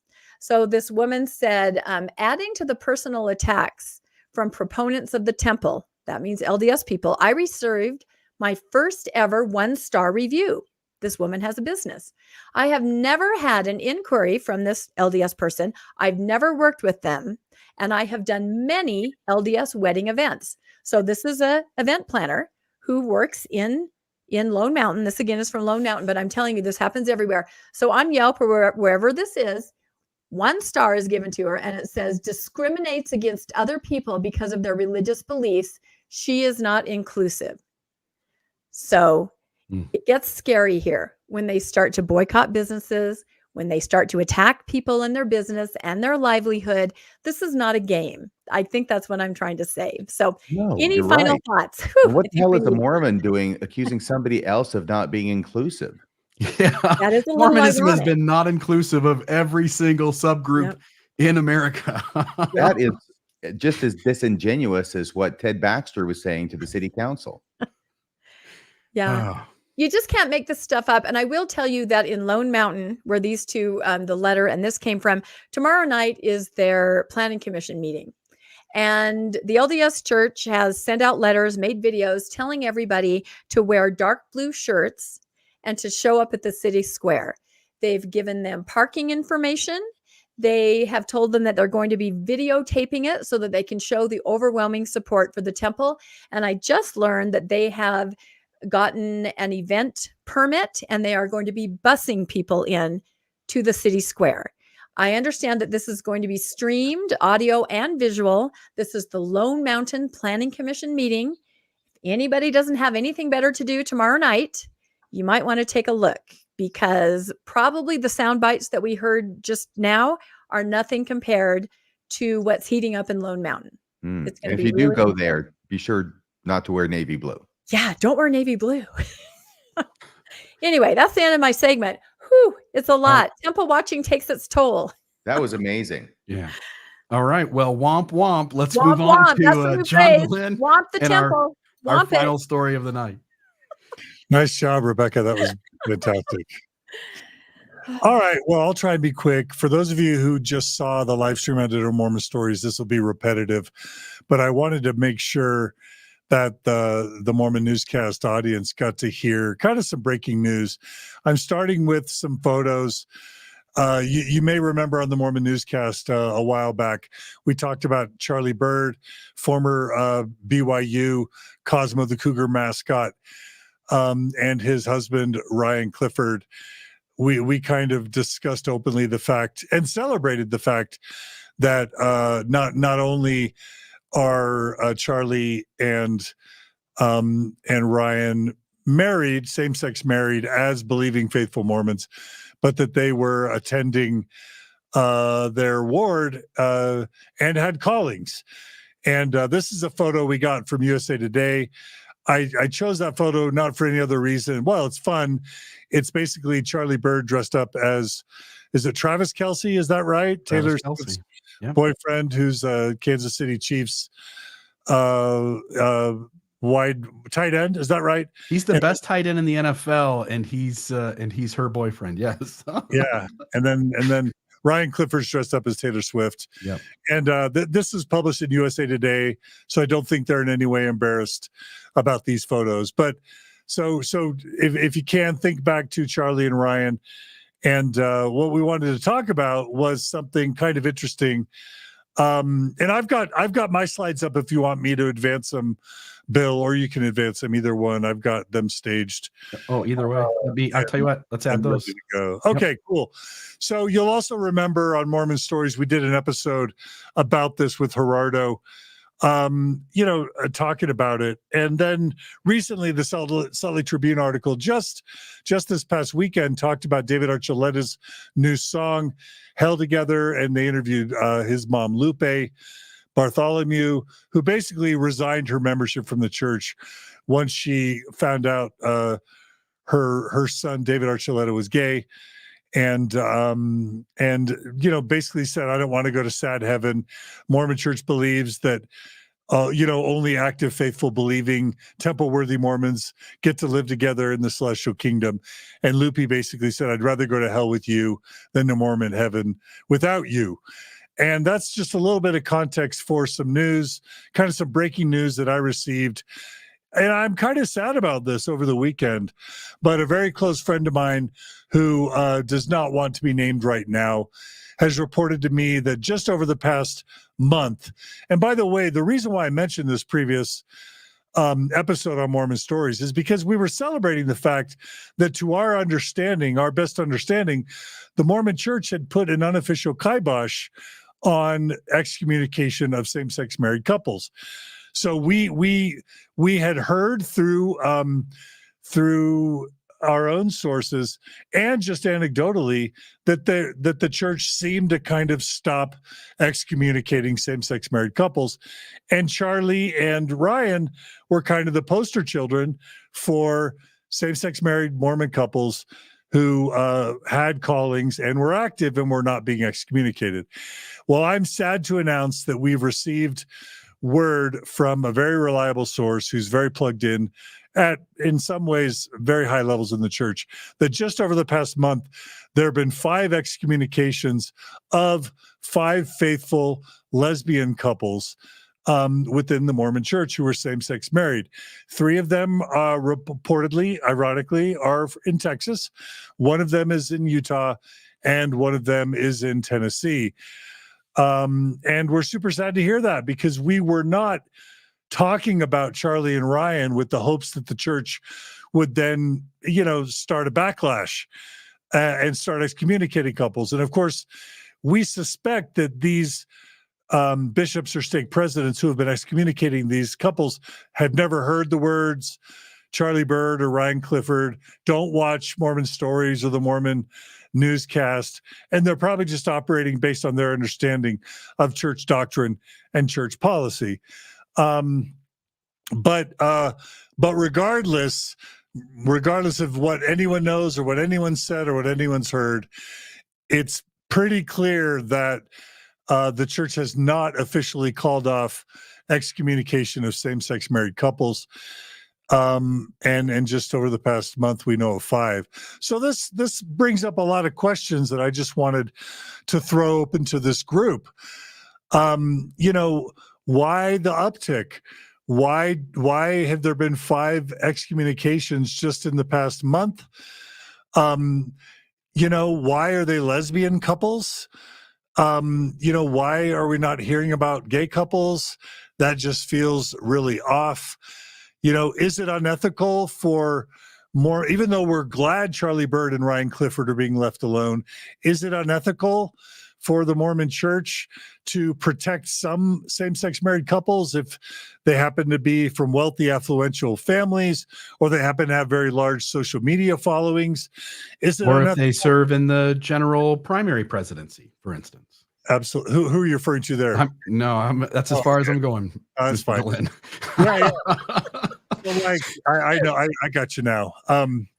Yeah. So like, is it unethical to protect certain LGBTQ same-sex married couples, but then to be allowing others to be excommunicated? Is this uneven enforcement problematic? And then, you know, something that, Rebecca, I know is a topic near and dear to your heart. Where in the heck is the new head of communications for the Mormon Church? Where's Aaron Sherinian? Has he resigned? Has he been put in a closet somewhere? Is he being held captive? Free Aaron. Yeah, free Aaron. Where is he? Why isn't he talking about this? Why isn't he making it clear what is or isn't the policy? Is it possible that he's resigned or he's been, you know, demoted because of the backlash? You know, because we know that he has been a vocal ally for the LGBTQ community prior to joining the Mormon Church. But once that got out, the Desnat community within Mormonism lost its mind. And now we haven't heard from him in 4 or 5 months. So again, we're not wanting the Mormon Church to start excommunicating these same-sex married couples. We celebrate Ryan and Charlie and, you know, all the same-sex married couples who are enjoying their membership in the church. We don't believe that people should be excommunicated. And Bill, you could just throw up you could take the slides down now. We don't think the church, you know, we don't think same-sex married Mormons should have to choose between their faith, their religious communities, and their families and their love. So, you know, we don't want the church to excommunicate all same-sex married Mormon couples. We want the church to just stop the barbaric practice of excommunicating people, you know, who are just trying to love the people they want to love. So I just wanted to take turns, everyone. I've kind of shared some thoughts and some questions. I'd like to hear what each of you have to say. Bill, why don't we start with you, and then we can do Rebecca and then RFM. Yeah. I came to think that LDS Church wasn't true, but I had no problem continuing to go and to give it my time and energy and resources, right? But there came a point in 2015 where I decided that maybe it couldn't even be good. And when it goes after people and contradicts itself by leaving other people alone, number one, that's inconsistent. Nobody can plan their life around any sort of inconsistency, at least if the rules are consistent, even if they're not healthy. At least people then can choose whether they engage those rules or not. When some people are allowed to participate and others are not under the same sort of standard, then everyone is sort of wondering what's going to happen next. And nobody should have to live that way within a religion. So number one. Number two is that in excommunicating people who don't quite fit in, it might be important to note that you have, as a church, been really unhealthy to people who didn't fit in the past, only to tell them decades later that, oh, wait a minute, it was actually us that were wrong. You should have fit in all along. And when you cause harm, and I'll just use the priesthood ban from 1978 and prior, at least that kid or that parent or that sibling could go home to their black family and go like, man, our church does that to us. But when you do this to gay and lesbian and transgender folks, they might be able to go home to their family, but their family is different than them in this way generally. And you're putting somebody in a position where they might even be more lonely or isolated than people of color prior to 78. And my suggestion is when you cause real harm to people by marginalizing others, especially when the data indicates they might not have a strong support system in place, I think that you ought to err every time on the side of caution before you cause that kind of harm to people. Thank you, Bill. Yeah. Rebecca? Well, it's been 133 days since Aaron took his position. It is my pet project. I don't know why. It's just so interesting to me. And I did confirm that he still has that title and role. He has an admin and an office. And I also heard from another source that he himself doesn't like all this fuss. He's embarrassed that he's become the story. And so he voluntarily is laying low. However, I did discuss that with RFM and we're like, what kind of job lets you just not do your job? Because he is supposed to be the spokesman. So, and he's a flashpoint. As soon as he starts speaking, that shows acceptance as someone who's an ally being in the upper echelons of the Mormon church. So for now, he's silent. On the other topic, I will say I was inspired by your episode, John, and Charlie Bird, to go and see on my podcast, Mormonish, if we could find some couples. So we did an episode called Same-Sex Mormon and Married. And we found 5 couples. One of them would not appear. A couple of them appeared with avatars and some just appeared as themselves. The one that wouldn't appear were much like Charlie Bird. They were married. They were same sex. They were taking the sacrament. They had callings. They lived in an affluent area. It was one of those kinds of situations. Very interesting. And they didn't seem to have a concern that anything like that would happen to them. The other couple that we interviewed had just gotten married. They'd been very accepted in their ward. They'd been attending together. They'd felt love and support, and they had just gotten married and moved. And they recognized the roulette scenario. And so they were looking for a new ward. They were going to shop around and see if they could find one where they might be accepted. And again, that only lasts as long as that's the bishop and the counselors. Then it's going to change and something else happened. A couple of the other couples that we interviewed, that's exactly what did happen. They were accepted on one level. As soon as the bishop changed, they were called in. They were a problem. However, 3 of the 4 couples that we did interview were participating in some way and did have acceptance. They didn't have formal callings, but people in the ward had kind of carved out a little area for them. They couldn't be ministering sisters. They were called ministering angels, and they could go visit some of the more, destitute people in the ward. It was really interesting to see these creative workarounds, which tells me that people in wards love people and want to do the right thing. They're being blocked by the system, what's systematically inherent there. The saddest couple, I think, that we interviewed, they were not allowed to participate anymore. In fact, as soon as they got married, they were brought in and said, you either resign or you will face a court of love. They decided to resign because they didn't even want to put their friend, the bishop, through that. If you can imagine how Christ-like that is. They said, we'll just resign.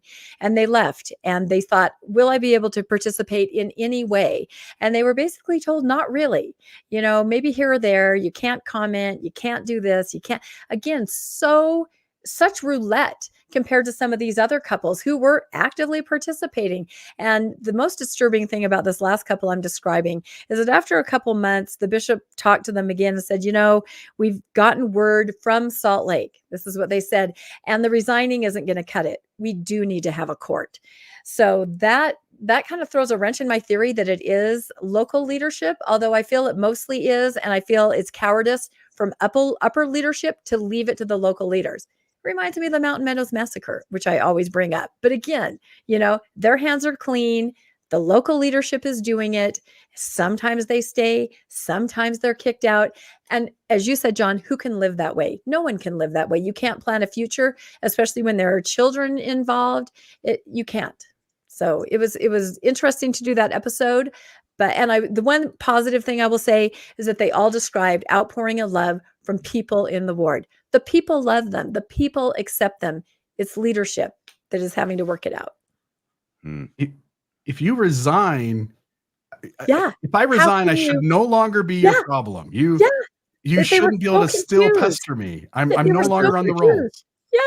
He was officially resigned. His resignation had been accepted, and they were told you need to come back in. And he had left it kind of there going, I don't know what to do now. We're like, we don't know what to do either. It was pretty heartbreaking. Yeah. All right, Okay, Pam. so Thanks, here's Rebecca. what I think. What I think is this, is that you know the exact number of days, Rebecca, that Aaron Sherinian has been I have silent. too And much Don, time I on don't my think it's a question of how long it's been since we last heard from him. I don't think we ever heard from him. There was an announcement made that he took office as the head of communications for the LDS Church at the beginning of the year, and then nothing. Of course, it was after everybody said, why is this guy being picked as the head of communications for the LDS Church when he has an established track record, long and illustrious, of being an ally? I'm sorry, Rebecca, is he gay too? No. Okay, so he's an married, ally. but he has a lot of, ally and affirming posts on his, or Yes. he did on his social media and pictures. Those were Pictures, scrubbed yeah, as right. everyone started to pick up on that. Yeah, those were taken down. Okay, so here's my question then. Assuming that this is all authentic, and I have no reason to doubt that his allyship is authentic and he continues to maintain it, it's not something he just turned off when he took the job with the church. His lack of appearance up to this point, I think, has been a novelty. And you've kept good track of it, Rebecca. But what do you do, Aaron, if you're the head of communications for the LDS Church? And now, if you didn't know it before, now you're knowing that in the past month, 5 lesbian couples have been excommunicated from the church of which you are the head of communications for no reason other than the fact that they are lesbians in a committed relationship. There's no other reason. How does that square with your being an ally to the community?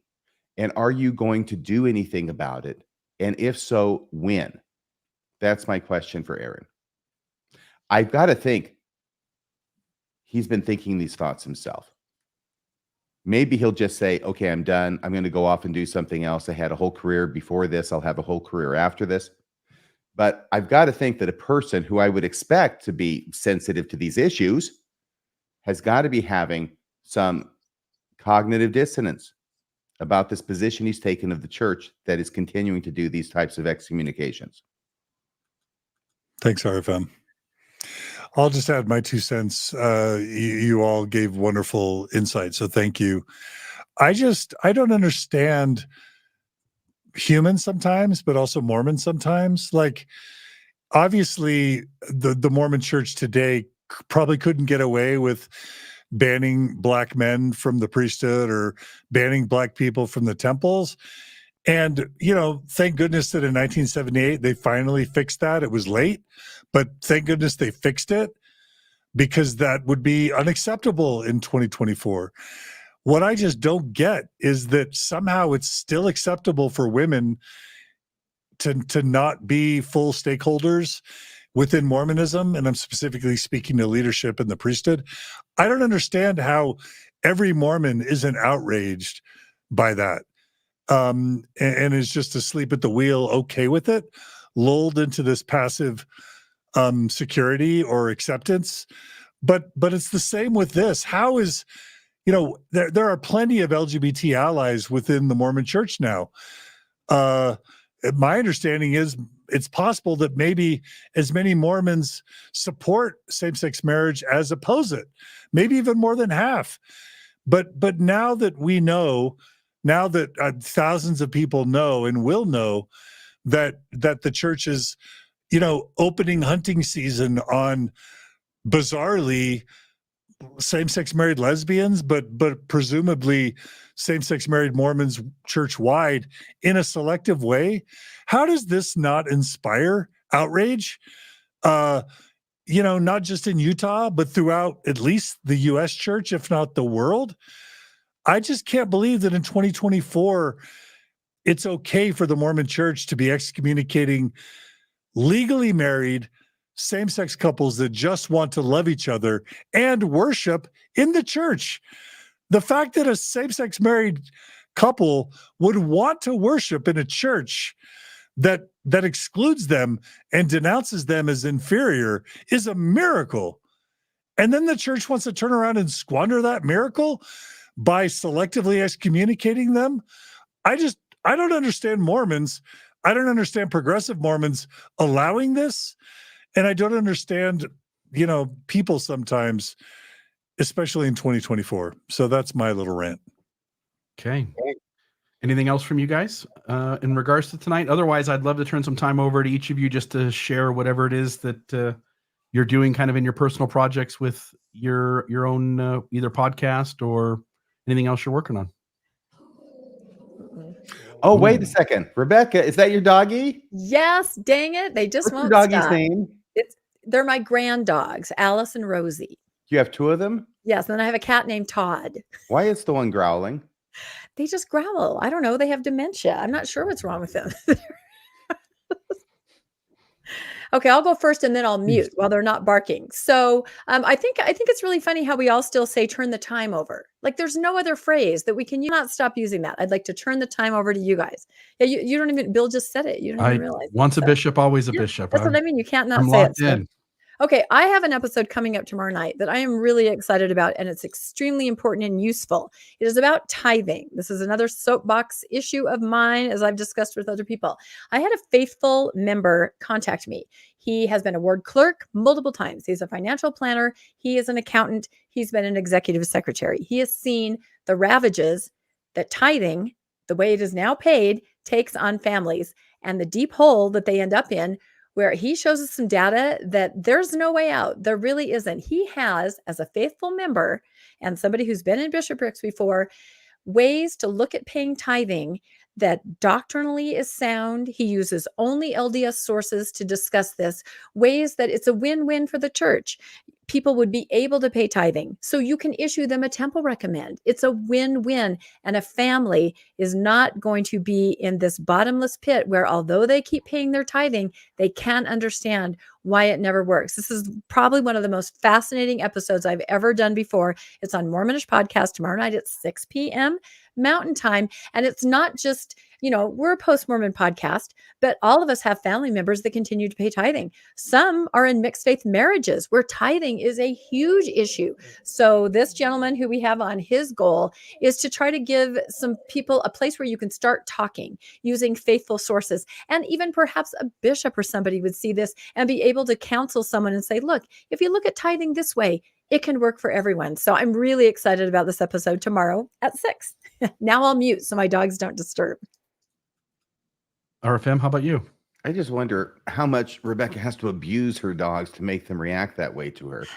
I'm telling Don't you, make me call the SPCA on you. They're not my dogs. They're my grand dogs. There's a difference. Oh, so then it's okay to abuse them. Yeah. I got it. Okay. So anyway, I got tons of stuff going, but the one thing I would like to tell everybody is I am very, very enthusiastic about that panel discussion. It's the last Radio Free Mormon that went up. It's on YouTube. Rebecca was on it. Renee Steelman was on it. Martine Smith was on it. And Lila Tuller was on it. And we had a 3-hour discussion that was just absolutely amazing.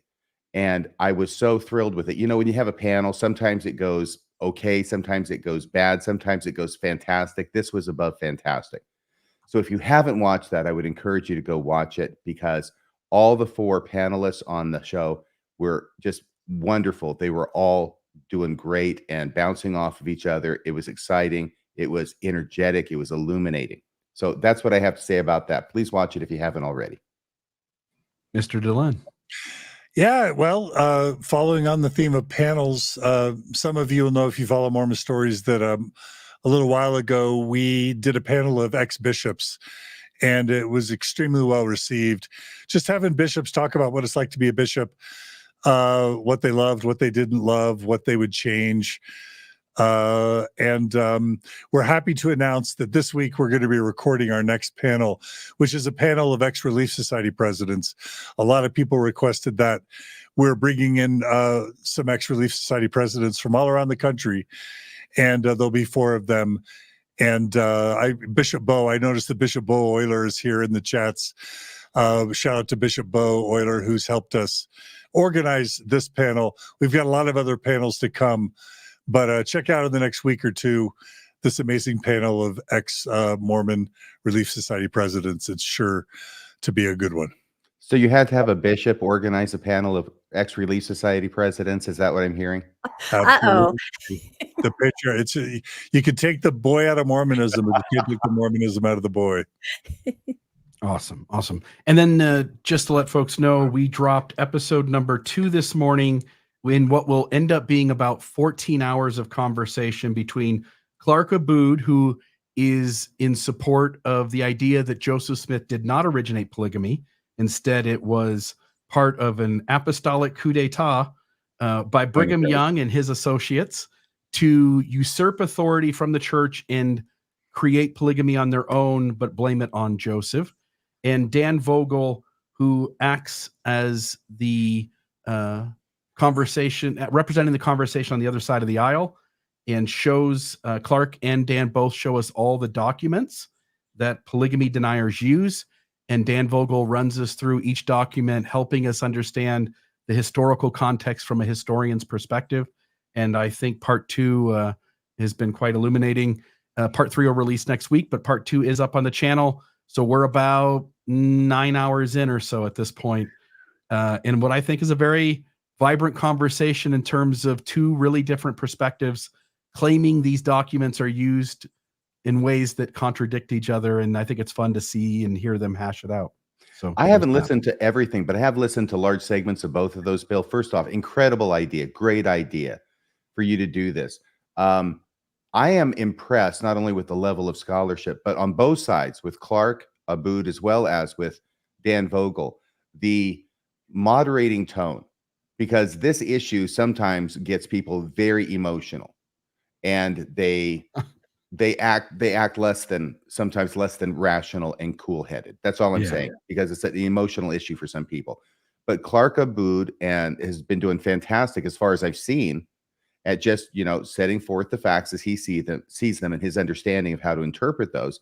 And I think that Dan Vogel's been doing the same thing. And I think this is managing to shed a lot more light and less heat than some of these conversations can. Yeah, I think this is a much more effective way for people to gain information and make an informed decision about which way they'll fall and come to believe. So, folks, this is the Mormon Newscast. Grateful to Rebecca Biblioteca, John DeLynn, and Radio Free Mormon. I'm Bill Reel. We'll see you next week, Monday at 6 p.m. with whatever's happening in Mormonism over the next 7 days. This will end the stream now. Womp womp.